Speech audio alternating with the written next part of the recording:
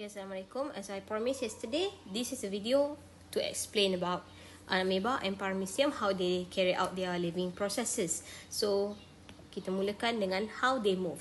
Okay. Alright. So, how they move, amoeba. Okay. So, for amoeba, apa yang dia kena buat ialah, okay, amoeba dia, first dia kena change its shape lah. How? It changes its shape, so by extending out its pseudopodia. This is very important point lah. Extend its pseudopodia, very important. Okay, pseudopodia tu kita tengok gambar. So after extending its pseudopodia, number one, dia extend pseudopodia. Yang kedua, flow of cytoplasm into the extended pseudopodia. So ingat dua perkara ni, how amoeba move. Okay, jom kita tengok gambar. Okay, bawah ni ada gambar. Okay. Alright. So, ini dia tengah extend pseudopodia. Boleh tengok ni pseudopodia. Pseudopodium lah. Kalau satu. Okay, kalau ada dua macam ni, pseudopodia. Macam nak eja? Pseudopodia. Plural So, dia extend two pseudopodia. Yang ni number one, ni number two kan. So, apa yang dia buat ni, dia tengah approach something lah. Tengah-tengah ni gambar dia nak makan. So, sebenarnya amoeba ni cara dia nak makan dengan cara dia nak bergerak, move, sama. Okay. By extending pseudopodia, lepas tu flow of cytoplasm into the extended pseudopodia. Macam yang teacher tunjuk atas ni. So, kena hafal lah. Jangan lupalah yang tu. Okay. Ini amoeba. Macam mana paramecium bergerak? Okay. Dia tak ada pseudopodia. Okay. Dia ada rhythmic cilia beating. Okay. Jom kita tengok gambar. Macam mana gambar cilia. Okay. So, kalau satu cilium. Kalau ada banyak cilia lah. Okay, cilia plural. So, ni ada banyak ni. So, cilia ni yang bulu-bulu halus ni. Okay. So, apa yang bulu halus ni buat? Dia akan beat lah. Dia akan bergetar. Okay. So, bila dia bergetar, dia akan move lah. Paramecium ni boleh move. Dia tak boleh change shape Paramecium stay bentuk dia macam ni. Cuma dia boleh beat the cilia. Okay. Alright. So, ini paramecium. Macam mana dia move. Cuma satu lagi perkara teacher nak awak ingat. Oral groove. Dengan anus. Okay, oral groove ni ibarat dia macam mouth lah. Dia tak ada true mouth kan. So dia ada oral groove.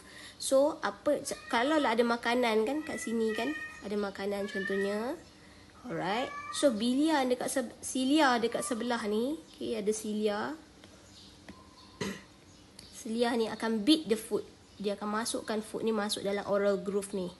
Okay. So the food ni nanti, okay, dia akan masuk dalam oral groove. Okay, masuk kat sini. Okay, alright. So, dia akan, ini, contohnya ni makanan dalam ni. Termasuk dalam ni. Okay, so ini cara how paramecium eat. Okay, so, kalau dia boleh masukkan makanan. Tapi macam mana dia nak digest the food? Dia tak ada gigi dan dia ada ke enzim yang untuk allow to digest chemically kan. Okey, jom kita tengok kat bahagian atas. Sambungan cerita. Yang ni movement dah settle Now kita nak tengok nutrition. Alright.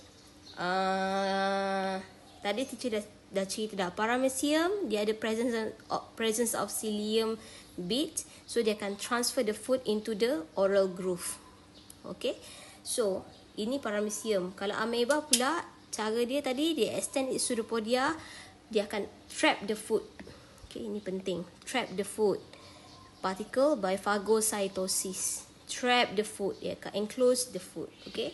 So, gambar dia macam mana? Macam ni lah. Dia enclose the food. You can see here. Nampak dia enclose the food. Okay, next step. Macam tadi teacher cakap. Macam mana dia nak digest kan? So, dekat sini ada lysosome Alright. Yang bulat-bulat kecil ni. Ni lysosome ni. Yang warna hitam-hitam ni kan. Ni ada lysosome. Okay. Lysosome macam mana teacher kat sini ada. Okay. So ni lysosome. Amoeba ada, paramecium pun ada. So lysosome ni dia simpan lysozyme, enzyme. Macam dalam badan kita nak digest the food kan, chemically we also need enzyme. So dalam amoeba and paramecium dia ada enzyme dipanggil lysozyme. Apa yang lysozyme buat? Dia akan hydrolyze the food. That's it. Okay. So hasilnya dia akan hasilkan digested food lah. Okay. So apa jadi pada digested food? Dia akan absorb into cytoplasm. Kalau kita absorb dekat bahagian small intestine kan, ileum. Yang ni dia tak perlu pergi tempat lain, dia absorb je macam tu dekat cytoplasm. So what about undigested food? Undigested food ni dia akan keluarkan discharge, dia tinggalkan saja untuk ameba. Kalau paramecium dia boleh discharge juga. Cara dia ialah dia ada anus. Okay, ini ameba, dia tinggalkan je makanan ni kat sini. Kalau paramecium, boleh tengok bawah ni dia ada anus. That's why teacher suruh awak tengok tadi, anus. So makanan tu nanti dah digest kan, digest. Okay, keluar kat sini. Keluarlah undigested food. Okay, habis cara dia makan. Now how they grow? Senang je. Dia synthesize new cytoplasm. Okay, macam mana dia synthesize new cytoplasm? Okay, sebelum ni awak dah belajar juga sebenarnya reproduction kan. Okay, tak apa, kita tengok gambar. Mana? Reproduction. Okay, this one. Okay, so asal dia, ini gambar ni binary fission, dia ada kaitan dengan ni reproduction explanation untuk reproduction. So asal dia ameba ni ada satu je. Okay, besar macam ni. So bila dia nak melakukan asexual reproduction, dipanggil binary fission. Okay, dia kena synthesize more cytoplasm macam yang grow tadi lah. So dia jadi besar lah. Asal dia kecil macam ni. Contoh dia jadi macam ni. So dia grow, jadi besar. So more cytoplasm lah inside ni cytoplasm kan. Okay, so dia dah grow, dia boleh melakukan reproduction. So reproduction ni sejenis asexual, tak perlukan jantan ataupun betina. No need for male and female parent. So one individual can already carry out reproduction. So apa yang dia buat, dia akan separate tengah-tengah ni. Dalam gambar ni lah.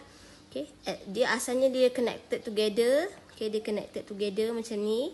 But sebab dia nak buat reproduction kan, binary fission, so dia pecah tengah ni. So later on dia akan putus. Yang ni jadi ameba number 1, ni ameba number 2. Okay, binary fission dah belajar dah. Okay, untuk yang bila dia akan buat cara macam ni binary fission, bila condition suitable, banyak makanan, okay, temperature, warm temperature kan. Okay, so dia boleh buat sexual. Tapi kalau dia keadaan tak sesuai, okay, dia tak boleh buat asexual reproduction. Contohnya dry condition, low temperature, food shortage contohnya. So ameba dia ada alternatif lain, dia form spore.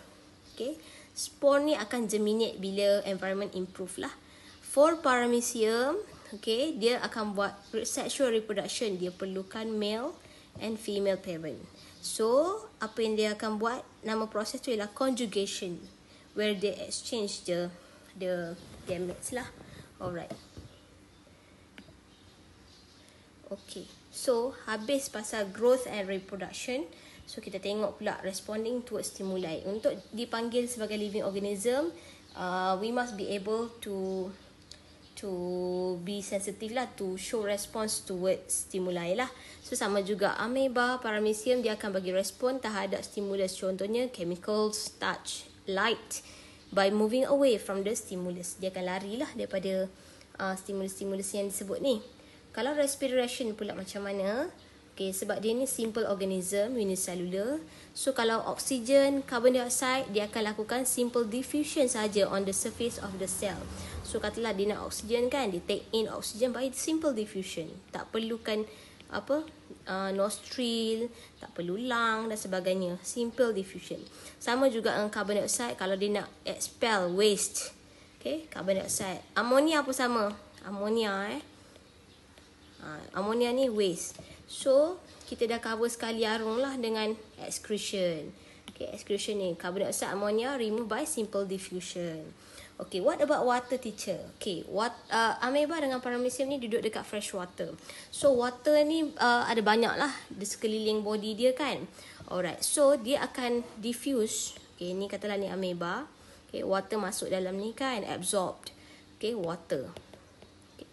Proses dia nak masuk ni, nak diffuse from outside into inside of the ameba body ni, dia melakukan osmosis.